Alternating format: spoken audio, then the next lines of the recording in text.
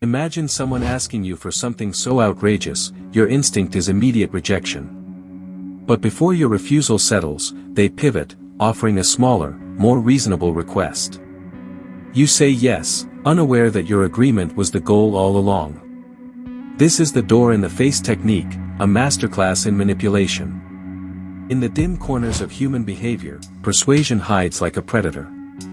The door-in-the-face effect preys on guilt, reciprocity, and social expectation. When we reject the first request, we feel an internal pull to balance the interaction. The second ask feels fair, almost moral, to accept. Researchers first uncovered this effect not in boardrooms, but in laboratories where morality and compliance collided. Participants were asked for large favors, always declining. But when smaller favors followed, acceptance rose sharply. Behind those simple exchanges lay ancient instincts, the burden of turning someone down twice. Guilt is the lever, and social pressure is the fulcrum. When someone steps back from an unreasonable demand, we subconsciously see their concession as kindness. The need to reciprocate that kindness leads us to comply. In that exchange, autonomy slips quietly through the door left ajar. You might think you are immune, that awareness inoculates against manipulation. Yet even trained minds falter when the rhythm of ask and retreat begins. The pattern triggers empathy and obligation, bypassing logic entirely. It's not intelligence the method conquers, it's social wiring. In negotiation rooms, this effect rules the unseen battlefield. Salespeople, recruiters, and influencers wield it like an invisible knife. By controlling the tempo of demands, they make us feel in control, even as they choreograph each reaction. A perfectly designed illusion of choice. The foundation is reciprocity, a law etched deep within every culture. If someone gives us anything, even the illusion of compromise, we feel bound to give back. The exchange is not logical, it's emotional, neural, ancient. The door-in-the-face exploits this sacred reflex mercilessly. This is not about money, or favors, it's about the anatomy of refusal. Humans hate denying others because denial fractures connection. When the first request is declined, we feel discomfort. Compliance with the second one is our way of repairing that broken thread. Advertisers wrap this method in velvet.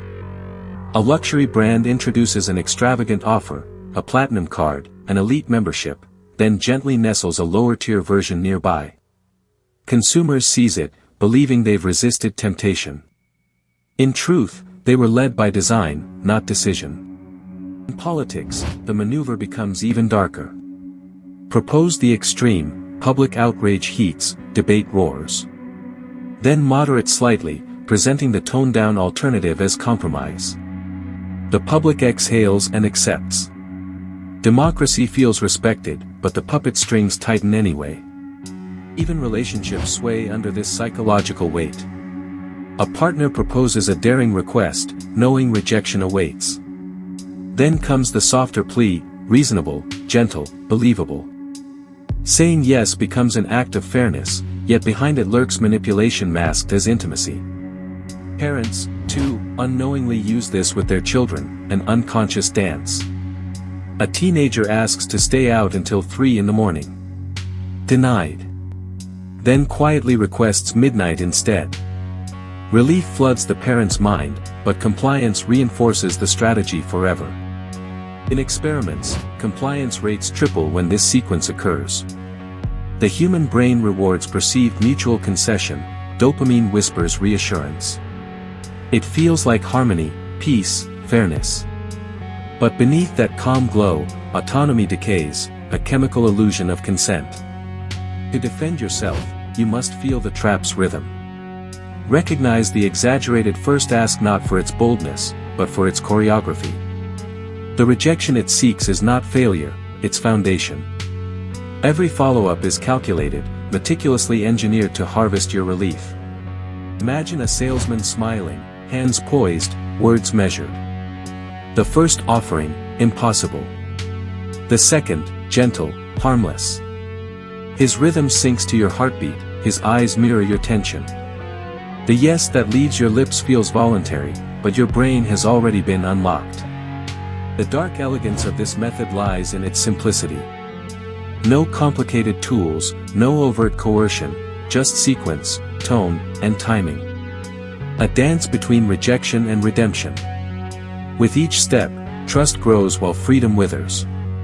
Criminal interrogators have long known this affects power. The first accusation shakes resistance, the softened suggestion afterward feels merciful. Confessions often sprout not from guilt, but relief. The door in the face does not force, it invites surrender. In the age of digital persuasion, the door never closes. Online, influencers promise luxury, status, secrets, too bold to accept. Then they pivot to the achievable, the next tier down. Click. The transaction feels self-made, though it was precisely mapped. The technique thrives on contrast. The first shock sets the scale high, making anything less seem reasonable. Humans rarely judge value in isolation, we judge against what's placed before us. The manipulator simply sets the baseline, and our perception bends effortlessly. Every effective manipulator studies timing. Wait too long after rejection, and empathy fades. Move too soon, and resistance holds. When the pause is perfect, the second ask pierces straight through the psychological armor, undetected yet devastating. It's not evil by design, it's human by nature. Persuasion evolved as social glue, keeping groups cohesive. But in dark hands, it mutates into control, turning empathy into currency. The boundary between influence and exploitation blurs until it disappears entirely. Consider a charity worker on a cold evening street. They ask for a massive donation, $50. You refuse, guilt flickering. Then comes the smaller request, just $5. You hand it over, unaware that decline was part of the performance. This simple trick manipulates perception of fairness. The second appeal feels balanced, almost moral. Yet your emotion was orchestrated, your decision pre-written. Satisfaction becomes the final illusion, the victim's smile completing the predator's work. Social scientists warn how even awareness struggles to dismantle the effect. Knowing the structure does not erase the response. Like a reflex, it strikes beneath logic. The realization may come too late, after the yes has already escaped. To resist, one must question motives in every ask. Was the initial request absurd by design? Was the retreat strategic? Paranoia may sound unhealthy, but awareness is armor. The manipulator thrives only in the shadows of trust. Ethics and persuasion stand on a fragile ledge. The same tools that harm can also heal. Therapists use similar patterns to help clients move through resistance. Context determines morality, but mechanics remain identical: pressure, release, consent. Imagine a society where every negotiation follows this rhythm. From policy to pricing, from apologies to alliances. We would believe we're choosing freely, yet every choice would be shaped beforehand. Civilization built on synchronized concessions. The darkness of this technique is not in the ask, it's in the illusion of mercy. The manipulator appears reasonable, understanding, kind. Yet that kindness is transactional, a facade designed to harvest your gratitude as obedience. Think of every time you've said yes out of guilt. Every appeasement that followed refusal. Each moment left a trace, conditioning deeper compliance. The door in the face does not need repetition to work, it needs familiarity. In group dynamics, it spreads like contagion. One person complies, another follows, aligning to maintain social rhythm. The illusion of collective agreement muffles individual alarm. Consensus becomes a trap, self-enforced and invisible. Modern marketing exploits it with algorithmic precision. Systems test outrageous offers, track rejection, then reintroduce smaller hooks. Data refines human weakness into formula. The machine doesn't persuade, it calculates compliance ratios. Every sale, every policy, every favor can be reverse-engineered into this rhythm. First exaggeration, then retreat, then consent. A psychological choreography older than memory, perfected by evolution, weaponized by ambition. The moral weight of this technique is heavy. To use it knowingly is to gamble with another's sense of agency.